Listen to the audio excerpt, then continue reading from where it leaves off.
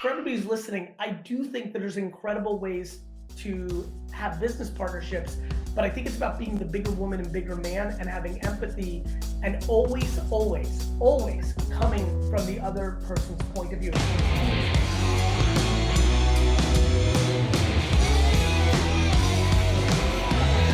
The Garyvee audio experience. Nation, how are you? Super exciting podcast. Today is one of those special episodes where I get to go in depth with a new business. You know me, I pretty much want to open a new business every day of my life. But this one has a real special feeling. As a matter of fact, if you go to VCRGroup.com right now, if you're not walking dog or working out or on a flight, if you can go to it, VCRGroup.com, that is the new hospitality restaurant group that I'm starting with David Rodolitz, and Josh Capon, Chef Josh Capon. You'll see the heart in our logo, and that's how I feel about this one. This one would be the devastation of my life if it's not successful, because I've been in business for a long time. I have incredible partnerships. Obviously, I've mainly been in my business with my dad, my brother, but this one feels so right. So I'm very excited to introduce them to my broader community through this podcast. We're going to go into where the hospitality industry is, what's going on with post-COVID restaurant life, the New York scene, and a little bit of like origin story, comic book #1 with these two gentlemen. So first, let's start with David Rodolitz. Roddy, as you're known by the people that care about you, why don't you tell the Vayner Nation a little bit about yourself? Forget about what we're doing with VCR Group. We're talking about the kid that grew up in Long Island. Like, talk to me about you. Super excited to be here. Thank you, Gary. Grew up in Long Island, as you mentioned, been entrepreneurial my entire life, worked at the local bowling alley, delivered pizza, just always found a way to stay active and try to make money. And I like putting in time to something and seeing some sort of result. It was a cool connection for me. So real quick, in the height of you working at the bowling alley, what was the 217? 217. Wow. 217. My dad was actually, and Capon could attest to this, my dad's like a Renaissance man, and everything he does very, and he used to go to that bowling alley that I worked at. We lived down the street from a bowling alley, and my dad was bowling 300s, perfect scores, 300s, yes, perfect scores, when he was 15 years old. Insane. It was insane. So would you say here on the show right off the bat that your dad is a better man than you?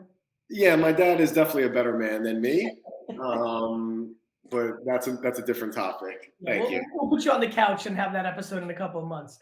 All right. And so how did your kind of professional hospitality food career start? What was the first seed of that? I mean, the first seed of that was I used to rent out teen clubs when I was in high school. I would get everybody in our high school, all the seniors and juniors, to get excited about going to Manhattan. I would rent a bus. I would sell tickets. I would then bring them to these alcohol-free places. Everyone would think it was the best night of their life.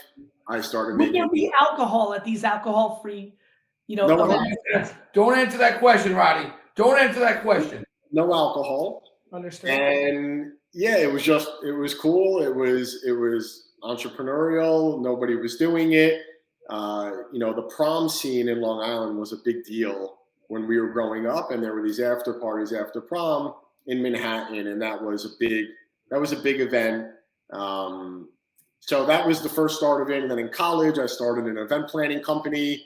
I became like the social chair of the entire Greek life of University of Maryland. I would plan people's data parties, their Let's go, Maryland. And it was something that came natural to me. I've always been a social person. I enjoyed interacting with people at scale, vendors, venues, guests, clients. It was just fun for me. And that just continued to segue into the next thing. I then created a nightlife marketing promotions company in Manhattan as I graduated college. We owned and operated lounges, bars, and nightclubs. Then that segued into restaurants and hospitality. I met Chef Alex Stupak in my late 20s. Figured that was a good time to try to be. Hey, Dustin, does it sound like Roddy is giving this interview in the woods with crickets and frogs chirping in the There is some background? chirping. Sounds okay to me. Really? Yeah. All right, we'll keep it going. I hear crickets. Yeah, maybe listen. As long as Dustin thinks it's good. I mean, the crickets are on fire. I love the crickets. You know, Roddy, it's interesting, by the way. Hold on, K-Pop. We didn't even introduce you. Yeah, you know, I need no introduction. Okay, well, tell everybody who you are before you've been chirping the whole time. Yeah, Maryland and all that. Like, can you tell Well, everybody? Roddy, our roots run deep, and we're both a couple of Terps from University of Maryland, which is kind of cool. I was cooking for everybody in the Greek life, and he was organizing the parties and all the Greek life. But you were there like 20 years before Roddy was there, right? Wow. And I also was there for a much abbreviated time because some of us didn't last the 4 years. And I had to get the hell out of there before they died. But the truth is, Hey, by the way, died is slang for kicked out of school for shit grades. nobody got kicked out of school. All right, my Got it. parents pulled me out before that happened. Got it. And I made a mature decision at a young age to transfer to culinary school where my true passion lied. Because every job I've had since I was 14 years old was in a bakery, a dishwasher, a line cook. I invented the everything bagel. But going back to what Roddy said, I am going on record. I invented the everything bagel at Pomona Hot Bagels. The owner of the bagel place looked at me and said, "Stop playing around." I said, "No, I'm telling you, I'm on for something over here." And then 3 weeks later, David's Bagels introduced the everything bagel. Fact. It's not on Google. You don't need to look it up on It looks Google. like David. Yeah, he worked David from David's Bagels. Claims he invented it 3 blocks down the street. Hold on, sometime around 1980. You're not listening to me? How old were you? It all lines up. I was 14 years old. It all makes sense. It's a true story. I couldn't make that up if I tried. I love Capon. I love you. Capon, I love you. I don't think this is accurate. 72. Okay, well, you were 8. I was 8 working at the bagel shop. You just said I 14. was 14. David's Bagels came and stole my bagel. Point is, and what I organized. Have you ever had this conversation with David Gusson? We don't talk because he knows he stole my magic formula. I'm gonna find him. With Capon, he stole your IP. Is that what you're saying? And when you were 8 years old? That's why Stole you my should have IP. put the bagel on the blockchain and NFT'd it because nobody can steal Well, it. back then, unfortunately, there was no blockchain. But Roddy, what I was going to say was, after my prom, I organized the whole high school to go to the after party at Limelight. Remember Limelight? Of course. Of course I remember that night. Of course, people were so pissed the next day. I was getting threatening, like, "How dare you? We party in a church." I'm like, listen, it was the hottest club in New York City at the time. I led you to the promised land. Everybody had a Does great time. Gusson know you have this beef? Listen, don't start, all right? Don't start. You just fucking dropped a Can- bomb in here. I invented the everything bagel. I said it once. I'll say it again. It's a true story. I was there when it happened. Call Prussian, my best friend. He's Ronald. By the way, he's Ronald's cousin as well. It's fact. It's verified. Fact. Wait a minute. Your best friend is Rodolitz's cousin? How crazy is that? We found it's like second cousins, but we found this out about a month ago. Josh called me at like 11:30 at night on conference with his best friend, and his best friend's explaining to me that his dad or mom is my uncle once removed, and yeah, we're like related. Tell you, this is all Bashara. This is all meant to be. This was in the stars a long time ago. Wow. All right. Let's keep going. I'm still stuck on it. Listen, this podcast is finished. Everybody go to VCRgroup.com. That's all we can say. Yeah, well, like this everything bagel thing, I'm not going to let it go. Is it true? It's true story. I was 14 years old. I literally was making the bagels, and one day you either have to put sesame or poppy or onion or salt. And I said to Stella, who owned the bakery, I said, "I have an idea. Let's put everything on the bagels." And she yelled at me. She said, "Stop playing games. I need to get the bagels." I said, "Stella, I'm What was telling like you." Gusson in like the back room heard it and did like I don't understand. She This shot poor- it down. Look, this She guy threw it David in. Gusson looks like a nice guy. He came in to check on what was going on. And I think he overheard the conversation. He went back to David's Bagels. Do you have a real beef with Gusson? I don't have any beef. I have no beef with Seems like nobody. a really nice guy. Okay, can we not scroll David Yeah, Gusson? baby. Is that David from David's Bagels, by the way? Yes, this is See, I told you. This is Gusson. And I said, listen, Wait a you know, minute, the innovation, right? You have to keep up The with everything innovation. bagel is so new. It's not. It was. I had 1980. Yeah. See. Anyway, okay. So, K-Pod, you're a celebrity chef. Speaking of which, I have a bag of everything flagels over there. I'm not pleased. Yes, we're gonna do a little smoked salmon. Everybody in the warm box. podcast, if you were listening in on the Facebook live audio we did, I've already announced that I ate way too much food. They were over last night. We had a board meeting. I'm not doing board meetings anymore with this group because I'm gaining 14 pounds per night. Here's the deal. So You have no self-control, Gary. No self-control. Thank you, Roddy. Thank you. You have no self-control. That's not true. I'm fully Moderate. controlling my Life is time. about moderation. I'm in moderation. I don't eat for the whole day, and then for dinner I go to town. And Well, if you're gonna put caviar bellinis in front of me, I'm gonna eat them Well, all. All of them. If I put 6 out, you're gonna eat 6. Correct. If I put 50 out, you're gonna eat 50. That's right. So now I'm gonna have to only give you 4. Okay. Meanwhile, and can we put Roddy on mute? The crickets are bothering me. Meanwhile, you've never seen somebody happier than Capon last night watching me eat everything. Not just everything, but not only do you like everything bagels, you like humans that eat everything. Yes. Listen, so Gary rented a house in the Hamptons.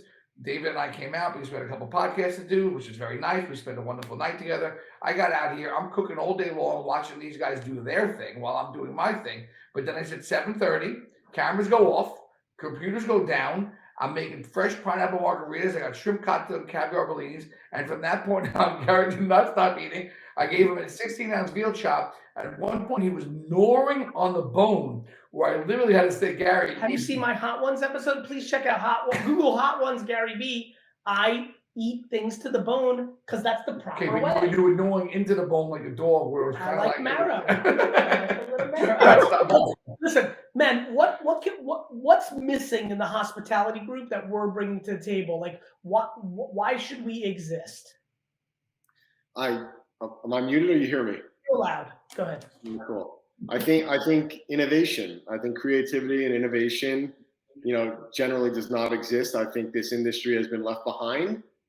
So I think we're going to bring that to create very thoughtful guest experiences that are amazing for people. Okay, but what about from I don't want to disrespect anybody that's currently in the hospitality business. Because look, there's a ton of great shit. There's a ton of great stuff going on. Roddy's the jerk. No, but I mean, I just think we're going to approach things a little differently. Our mission statement or what VCR stands for is old world hospitality meets new world technology. And obviously, between Roddy and I and what we bring to the table, and what bring the old. We bring the. I'm pretty current. And what Gary brings to the table, there's going to be some real leverage, and there's going to be some real innovation, and we're going to approach things differently. And honestly, I just think there's going to be a lot of empathy. And I know you have a wine company called Empathy Wine. I sold it, which has done very well. But I just think the fact that we're all here in this house, that you invited us out, and I think that's going to. And we want to treat everybody on our team as friends. Starting with our team. Let me jump in here. I think this has been very big conversation behind the scenes. And I know my audience that listens to this podcast, so many of you know me, you know how much I talk about kindness, this, that, the other thing. Listen, I think I've told both of you this. I have a new book coming out in November that is very hardcore around emotional intelligence. And I think, you bring it up again here. So I want to go right behind. I want to take the curtain away because I want to bring value to this podcast. I know everybody who's listening to this is going to visit VCR restaurants once we open that. That's not the punchline here for me. I want people to learn or get an insight. What has been very big for me, the way you delivered the sentence, I know where you were going. This whole notion that the hospitality industry is a high intensity business, because people that are at the best, if you think about it, a chef at her or his best is often one of two things, or when I think they're iconic, two of two things, which is one, an actual artist from a culinary standpoint of the food. And then if they're really specialists, where I think this is why I wanted to be in business with you, Mr. Capon, also a front of the house maestro and makes people really want to be there. Both of those put incredible subconscious or even obvious pressure on everyone around them to support that. Unfortunately, and we talked about this last night after I put 800 pounds into me, I talked to you a little bit about a thing that happened to me recently that was very intense. And I was kind of talking about how when I'm at my most upset with my team, I go into a cocoon. I don't want them to be affected by it. And I almost go into this kind of cocoon. process, come back out and ready to deal, to the point where one time I left Wine Library in my 20s and went to sleep at 4 p.m. in the afternoon because that's how deep the cocoon had to be, because that's how devastating the situation was. And we were talking about, and I think anybody listening right now, and they've seen the Hell's Kitchen and like, there's a culture that sometimes isn't kind enough by the three of us standards to the people. And I think we're very passionate about standing that up. Yes? 100%. People are going to see the VCR Group logo. If you go to VCRgroup.com right now, you'll see the logo, and there's purposely a heart in our logo. Of course, we mean that for everybody who's listening now. We want to love the living shit out of you when you come to our restaurants. But I think for all three of us, it was a secret wink to, we want to love the first day on the first job, entry level job in our shops. And I think that's going to be big. In the restaurant business, the people who work for us and with us are called family. And I think when you're treated like real family, because we spend a tremendous amount of time and hours and holidays and weekends together, you got to treat these people with respect. Because bottom line, if your career is taking care of everybody else, you better make sure that you, wherever it is that you're working, and also, just most important, I think, being valued and understanding what your strengths are. In terms of anything what you do on a day-to-day basis. I mean, you have to stay true to who you are, and people around you need to understand that as well. And I tell the story when we solidified this deal, when the three of us came together a weekend in Miami, and we were sitting around a table together, and my wife, who's always by my side because she's my partner in crime and in life, and Gary looked at me and said, Capon, please make sure your wife is always at these meetings going forward, because you're over there thinking about the lobster rolls that you're going to make for lunch, and she's taking care of all the business end. And the truth is, I was thinking about the lobster rolls I was making life, but more importantly, the fact that you understood that and knew where my head was at was something I'll never forget, because that's who I am. And yesterday, when I got to this house and I was preparing dinner for 5 hours, and Roddy is to my right, crushing calls left and right, and organizing the website, and I'm listening to you over here to my left, doing what you do best. And I just felt so comfortable doing what I'm doing, because come 7:30, it's like, all right, guys, let's eat. Let's have some fun, because that's what I do. And I think that's the most important, valuable lesson that people need to understand. I think for everybody who's listening, and I'll let Roddy jump in and add some color commentary, what's really interesting, I've never had a starting point with, I'm trying to think, well, actually not true. Well, different. Empathy, I had two partners, John Trauman and Nate Schroeder. We had an incredibly blitz of a business with Empathy, with this very successful exit to Constellation Brands. But they weren't my equals. They were my minority partners. They grew up being my interns and became my partners, which is in a lot of ways a better story than this is, but a different story. But I've never been in a situation where I go in where you have an equal partnership in a lot of ways. And what's really interesting is, I think when you have three cooks in the kitchen, you have none. And I'm very scared of business partnerships. But what's interesting for me, and I hope to talk about this in 10 years in my business life, after we successfully create this dance, I do think that self-awareness and over-communication give you a prayer and different skill sets, and everybody truly understand. Listen, we are going to have our days, right? Like, it's really funny. I'm interesting because I'm an operator. People, a lot of people are confused because they see the map. Some people think I'm a motivational speaker. Some people think I'm a mascot. I've operated every business I've ever run. So things that I've been involved with a little more passively, or even VaynerX companies, where I'm not the driver, because I'm the driver of VaynerMedia, but Harwood's the driver of Gallery, or James Orsini of Sasha, or Avery, she drives Vayner NFT.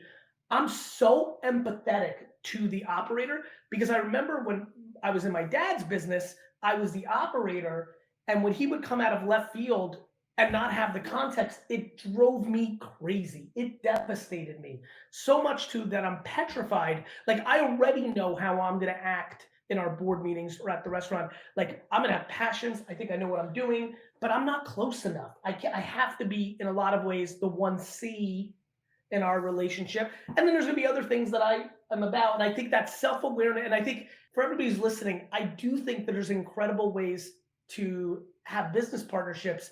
But I think it's about being the bigger woman and bigger man, and having empathy, and always, always, always coming from the other person's point of view. As a matter of fact, in the new book that I have coming up, I have this scenario I talk about in the book of accountability when your partner steals money from you, and how you can actually continue from that. And even by Roddy's response, everyone who's listening, that's a 99% death blow Yep. in a partnership. 99.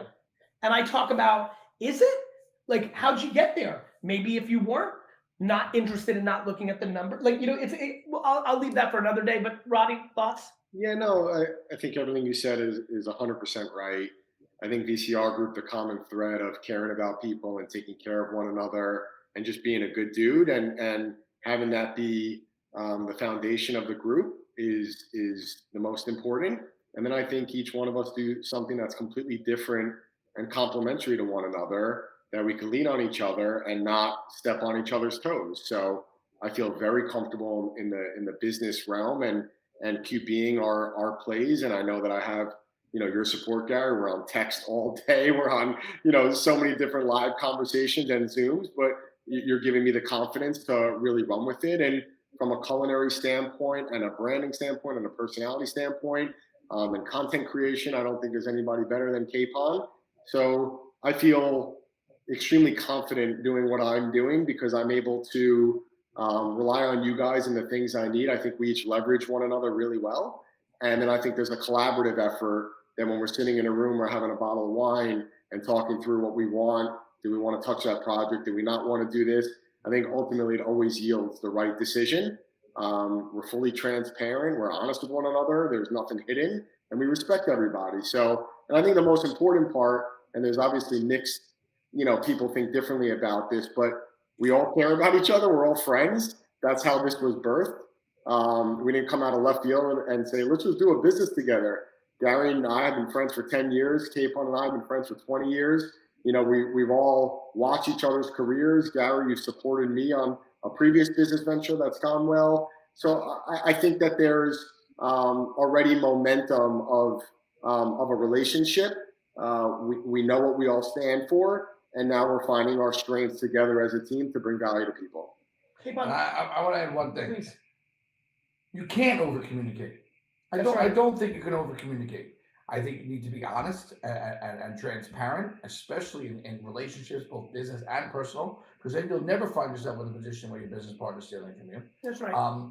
As far as the three of us, I think to quote the movie, one of my favorite movies, of The Girl Next Door. We're a tripod. Josh, how many movies do you watch? Not that many. This is an old movie, but it's a great movie. You haven't seen it. But we are a tripod. Yeah, just tripod, everybody. there's three legs to Yes, a tripod. I know what's in a tripod. For everybody's listening. Did you see the movie? By the way, this has been the best part of VCR Group. Like, Capon references 3 movies a day. I've watched 3 movies in my life, and the disconnect is astonishing, yet we still love each other. Capon, talk to me about, not to overbrag a little bit here, and Roddy, if you can go on mute because it resets your crickets. Your crickets are crazy. But maybe people are, by the way, on the record, Dustin said that they can't hear the crickets, or he can't, so we'll see if it translates. I think it brings a nice ambiance to the episode if they can. But when did you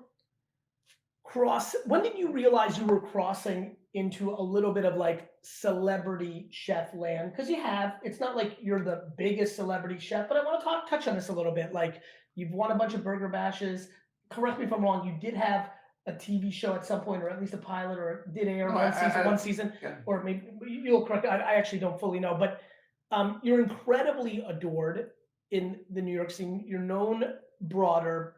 This is a little bit of like getting to know all of us a little bit for this audience. When did your career's going? You're starting to make some noise as an executor. You're doing well as a chef. When did it start crossing into broader awareness? Like, when was the first time more people heard of you? Was it a Page 6 mention? Did you win a competition? I just actually don't know this, which is why it's fun for me. When's the first time you got a little more broad awareness? I'm trying to remember that moment in time myself. It's not so clear to me, to be honest. The term celebrity chef is still something that's foreign to me in a way. Let's call you an influencer chef. I do know that I am very comfortable, which most chefs are not. Listen, the chef is technically a back of the house position. Means they want to be in the back of the house. They don't want to be engaging with people. They don't want to be around people. Right. I definitely broke that mold. I followed Emeril Lagasse and Bobby and some guys like that. And educate all of us, because those are obviously names that a lot of people listening right now may be more familiar with once they became TV stars. Yeah. Were those guys in their restaurants also very front of the house? Were they very on the I floor? think so, but I'm I'm not not quite sure. sure. But Yeah. I also know when I started at Lore, when we opened up Lore, I was running around the dining room. How old were you when you opened up Lore? So that's is it 2001, 2002? It was about 15, 16 years ago. But even before that, look, I was at Matthews, I was at Alva, like I was always in the dining room.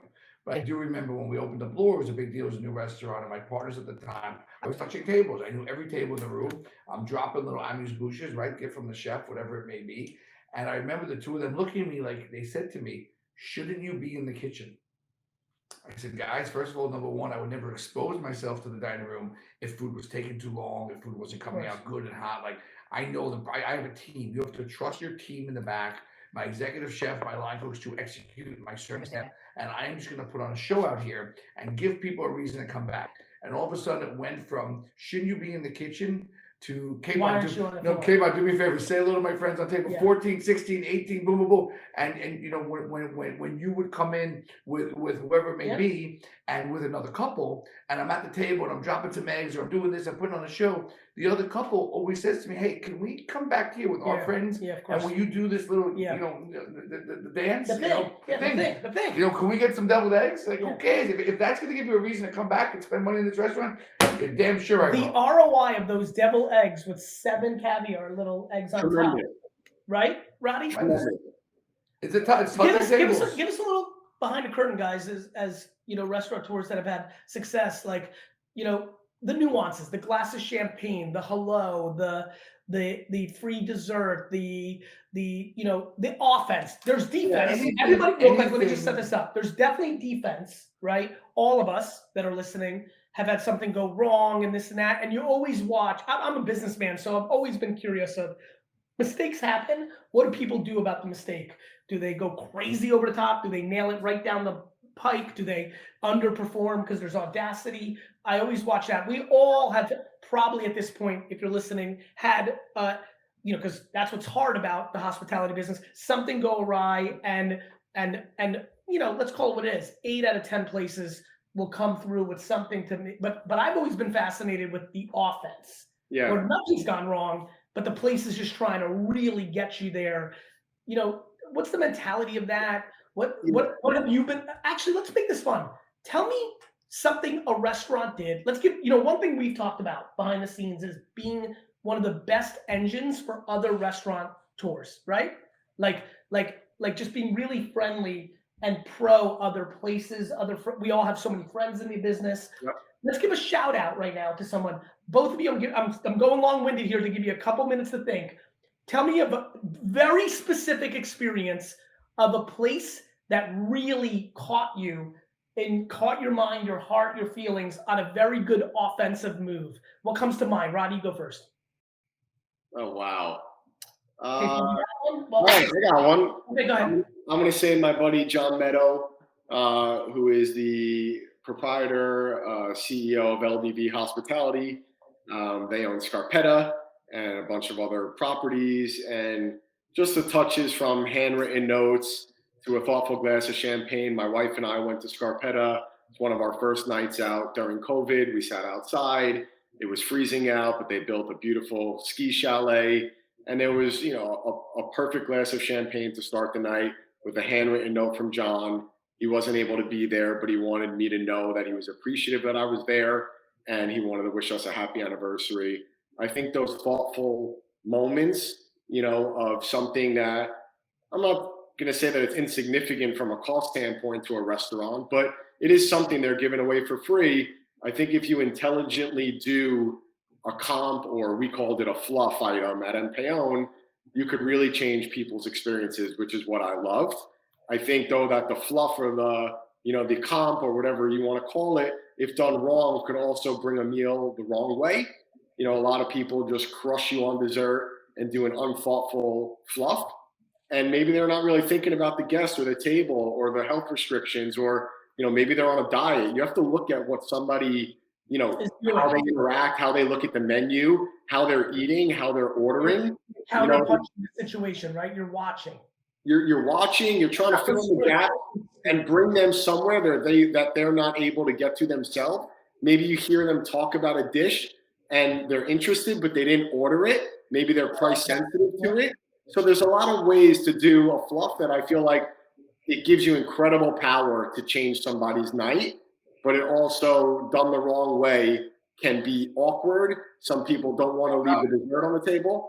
Roddy, how about when somebody just drops something on the table, Oh. never bothers to say, hey, this is a little something from the chef. Compliment from the chef, the owner. You don't know if you're supposed to eat it or not because we didn't order it. Nobody told you it was for free or a comp. And I always eat it immediately. Yes. And when they come back and be like, oh, I'm like, oh, yeah, just got a little free broccoli Rob. K-Pop, how about for you?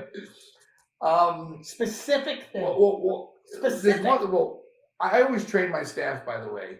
This doesn't sound like the starting point of a specific. Anybody can come into the restaurant. No, you and have were a very, I'm talking, Gary.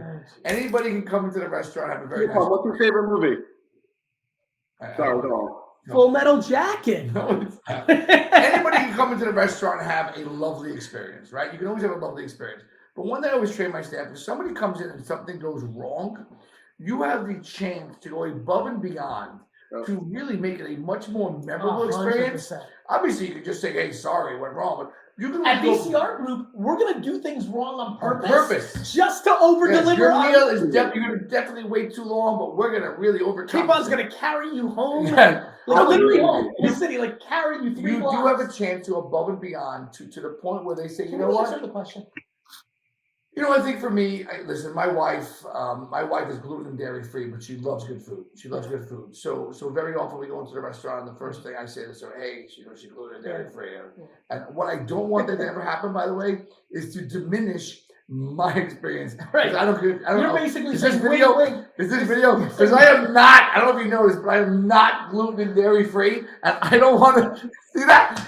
I don't want to suffer because so you're basically wink, right. Like, hey, same thing with my daughter. Her stuff to me. Yeah. Bring her stuff. Don't to not bring the bread basket because she's gluten free. We'll figure it out. But I think Michael White, a very dear friend of mine, one of the best chefs in the world. Roddy, on you, please. We celebrated 3 birthdays in a row with Lori and Maria. And because when we sit down and the first thing I say to the waiter is she's gluten and dairy free, and this is like home of the best pasta in the world because of Michael White. Yeah. And he goes, Chef White has this all under control. Sit back, relax, enjoy the ride. And not only is she eating the best gluten-free pasta courses, but so am I. And then the cake comes out, and there was always 2, 1 gluten-free. So I just think, knowing ahead of time that not only is my wife going to be taken care of, my wife, who I love very much, she knows, right? Ground control to Major Tom. Anyway, more importantly, my wife is being taken care of, but I know that the big guy over here is going to be taken care of. Wait a minute. This makes me beg the question. Did you invent the everything bagel? Gary, it is on record that in 1986, I invented the everything bagel at Pomona Hot Bagels, working with Stella. My best friend, Jason Prussia, was a witness. And then David from David's Bagels stole it within weeks later. And I'm sure if you happen to Google who invented the everything bagel, his name's going to come up, not mine. Roddy, what I have a good one. So I think the Vayner Nation is a bunch of very, very, very kind people. For fun. I actually again do not know I have a guess of what the answer is. Hot take. What is something that customers do that is a pet peeve of restaurants? From like maybe I'm sure the answer is showing up late for a res, but educate us on a funny one. Forget about the obvious, like being incredibly rude to the staff. Is there I'm actually being very selfish right now. I'm scared that I do something that I don't going through my life as an immigrant first generation. My parents were very insular. I had to learn things I was always very good at tipping, so that never got scary. I'll give you a good one. Somewhere along the line in my 20s, one of my friends said, "You're not leaving a tip for the people that were cleaning the room." I'm like, "What are you talking about?" Completely baffled. I'm like, whoa, now thank God at that point I've been in 10 hotel rooms in my life. Now it's 10 a week. Now I know, but I never knew that was a thing.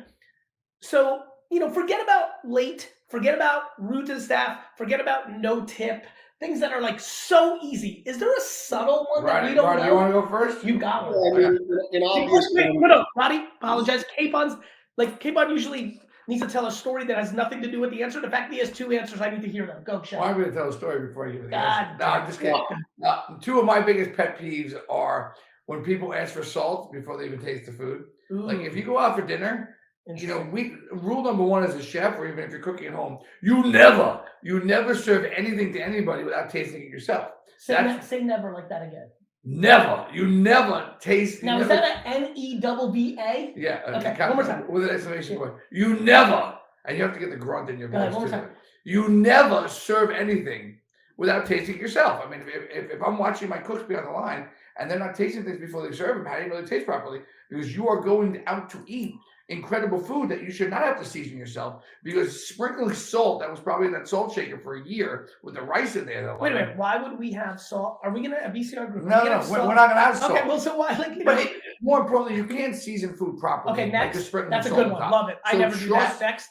Taste the food before you ask for the salt. Next. This is a selfish question. I don't even care about the listeners at this point. I never do that. Next. What's the other one? Number two, I was most recently involved in the steakhouse, and one of my biggest pet peeves is somebody orders a steak medium rare, right? You get it? They ask you to cook it? No, you get it. You get it. You spend time cooking this thing. An animal gave its life for it. It's an expensive piece of meat. You probably cook it, you let it rest, and then the server comes back with the steak, and they literally cut a little piece off the end of the steak, and they say, this is overcooked. Well, how about you cut it to the middle of the steak? And one thing that I can get away with that, because you're a capon. I am a capon. And I saw you do this, so I know where you're about to go. You come back out and you fight. I don't fight. You fight for the right to rareness. Right. You fight for the right. I'm fighting for this animal who gave its life. Because first of all, you probably fight. You gotta fight for your right to party. Right. Most importantly, it's dark in dining rooms, so you don't see the real. Was your lighting at Bowery not good? Every dining room is dark. You're never going to see what I see in the kitchen. So, real quick, we're not going to have shitty salt, and we will have good lighting. And you can't cut into the end of the steak. And I would always cut into the middle of the steak. And show I'm like, there's a perfect medium rare. I go back out with the customer and my flesh. I say, listen. How many times? 9 out of 10? I think about 1,000. Wow. Okay. And by the way, I never want to put the customer in a position. Roddy needs to talk. Roddy.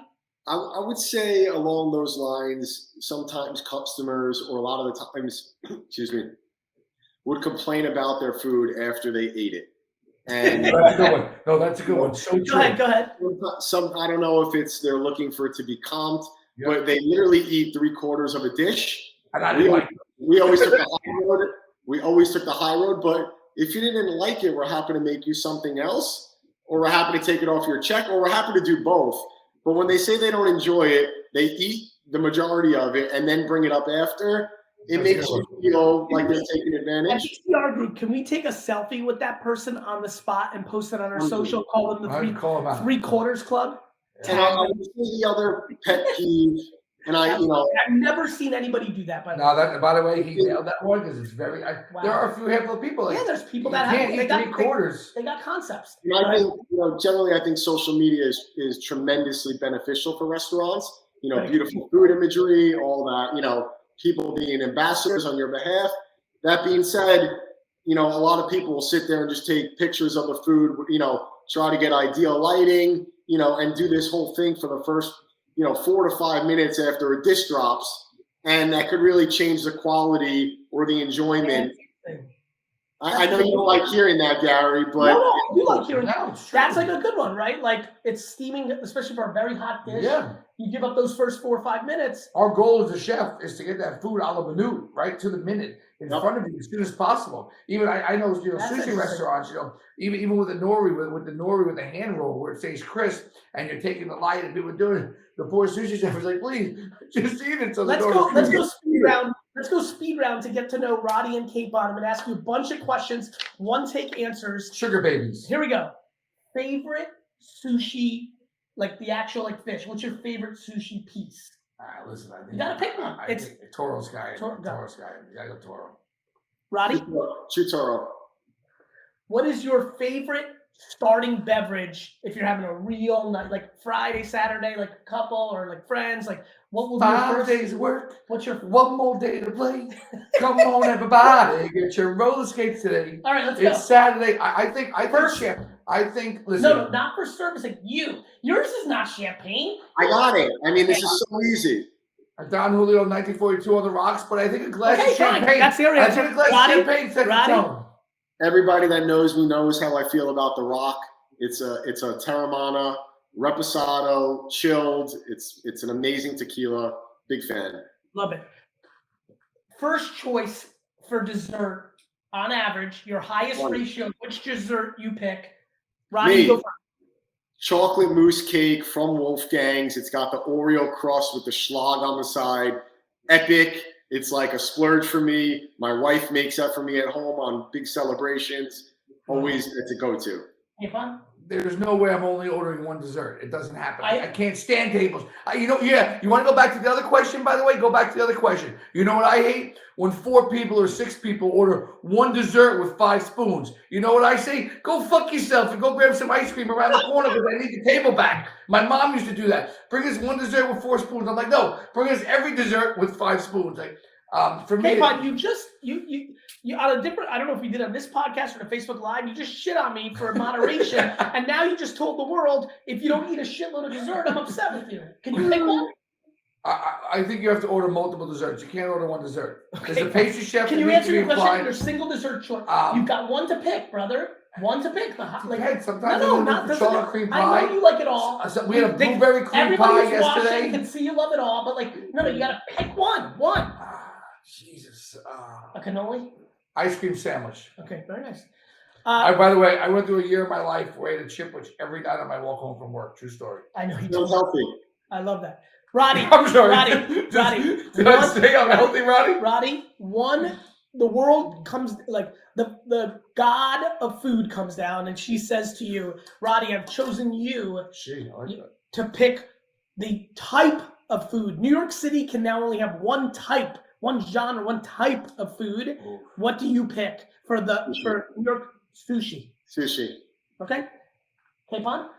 You are asking tough questions. You are asking very tough questions. I know. I'm just answer the question. Revolves around food. All I want to do is eat every day of my life. The please. worst question you could ask me Chef, is what would be your last meal? Because my last meal will be 3 days long, and I will die before I make it to the chair. Chef, please. What genre of food, category food, does New York City now, all restaurants, is it Italian, is it Greek, is it sushi? Like, you got to answer. It's probably a toss-up between Italian and really good Chinese. No, you got to pick one, brother, and I know it's going to be Chinese, so just say it. Mm-hmm. You are a big fan of Chinese, Josh. What did you say? You are a big fan of Chinese. We had dinner, guys, we had dinner 2 weeks ago with a new potential business partnership. We flew these guys into town. We're having a big celebratory dinner. Myself, Josh, Gary are there. We're going to an awesome Greek restaurant. Next door to that restaurant is a Chinese restaurant. A very good Chinese restaurant. Capon, who is supposedly very hospitable and caring for other operators, did not care that I got this reservation booked, did not care that they hooked us up with a beautiful table. Whoa. You wanted me to cancel it on the spot after we checked in, and you wanted to call a blitz and go next door and crush Chinese food. Not a blitz. It was called an audible. And who were we supposed to be taking care of that night? We were supposed to be taking care of our clients that flew into dinner. Where did they want to eat, Roddy? Where did they want to eat? There were a couple chefs. Where did they want to eat? Hands down, they wanted Chinese. They were peer pressured by you because you screamed at everybody. Gary overruled the whole thing. And at the end of the day, by the way, I don't know if you heard, it's VCR Group. Yes, at the end of the day, the Greek restaurant was the right call, but our chef friends that flew into town, the Chinese restaurant was the right call. I think. They 100% want we're catering. All right. Final question. One word to describe what the VCR Group is going to bring to the world. Capon? One word. One. He's not capable of one word. Yes, he is. One word. Roddy, you'll go first. Capon needs a lot of time. One word. One. I go love. What? Creativity. Creativity. Okay, I go love. love. Boys, I'm very excited to be in business with you. I can't wait to have you back on once we've got some meat on the bone, pun intended, Ooh. and open up our You don't first leave any joint. meat on the bone. I know. We should have taken a picture of the veal chop bone last night that had no marks. I put in work, proper work. Roddy, you want to say something? This was awesome. Love you, brother. VCRgroup.com. Please check it out if you've got business development opportunities. Roddy literally lives for the emails that come through the form. Lives for them. He takes screenshots to me. He's like, I can't believe this person in Albania wants to. Guys, just email me directly. It all flows to me anyway. David@VCRgroup.com. Do not bother emailing Capon.